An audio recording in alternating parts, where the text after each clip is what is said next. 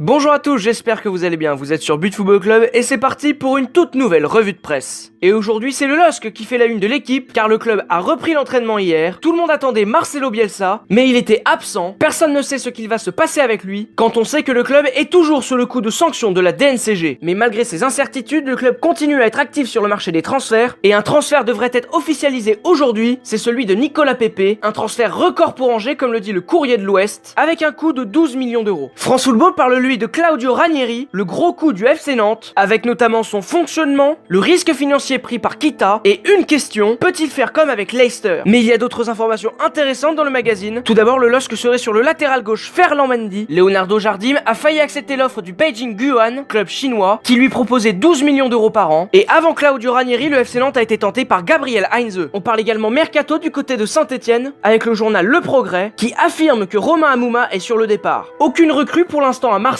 et les critiques commencent à tomber. C'est pour cela que Manuel Amoros prend la défense du Champions Project de l'Olympique de Marseille, mais il ne miserait pas sur les retours de certains joueurs, comme celui de Steve Mandanda qui n'incarne pas l'avenir. En Catalogne, on parle encore et toujours de Marco Verratti, avec le Mundo Deportivo, qui dévoile le montant que voudrait mettre le FC Barcelone sur la table, 70 millions d'euros. Mais le FC Barcelone est sur d'autres dossiers, et veut notamment rapatrier Deulofeu. Le club va donc lever la clause de rachat. Le quotidien Sport parle lui aussi de Marco Verratti, mais donne un prix différent pour l'acheter, celui de 80 millions d'euros. D'autres informations intéressantes sont dévoilées sur cette une, à commencer par Hector Bellerin, que le FC Barcelone veut depuis quelques temps, mais les Blaugrana ne sont plus seuls sur le dossier, puisque la Juventus s'intéresse à lui pour remplacer Dani Alves sur le départ. Le club catalan a donc trouvé une solution de secours, en la personne de Kyle Walker, le latéral droit de Tottenham. Du côté du Real de Madrid, on ne parle que de Cristiano Ronaldo. Le président Florentino Pérez s'est exprimé, il va parler à Cristiano Ronaldo. Le quotidien AS met à la une d'autres propos, le président de la Casablanca n'a pas prévu de départ pour le joueur portugais. Mais le journal n'oublie pas l'Atlético, avec une information étonnante, dans les 10 joueurs les mieux revalorisés de la Liga, 5 sont des colchoneros, avec Griezmann, Saúl, Carrasco, Oblak ou encore Savic. En Italie, on parle de Donnarumma, l'AC Milan tente de le raisonner, en lui expliquant que le mieux pour tout le monde est qu'il reste en Italie. Le quotidien parle également de la Juventus de Turin, avec Dani Alves qui prend la direction de Manchester City. Pour le remplacer, le club turinois penserait à Matteo Darmian, tandis que Douglas Costa est de plus en plus proche. Voilà ce que l'Europe nous a offert comme une aujourd'hui, j'espère que ce numéro vous a plu,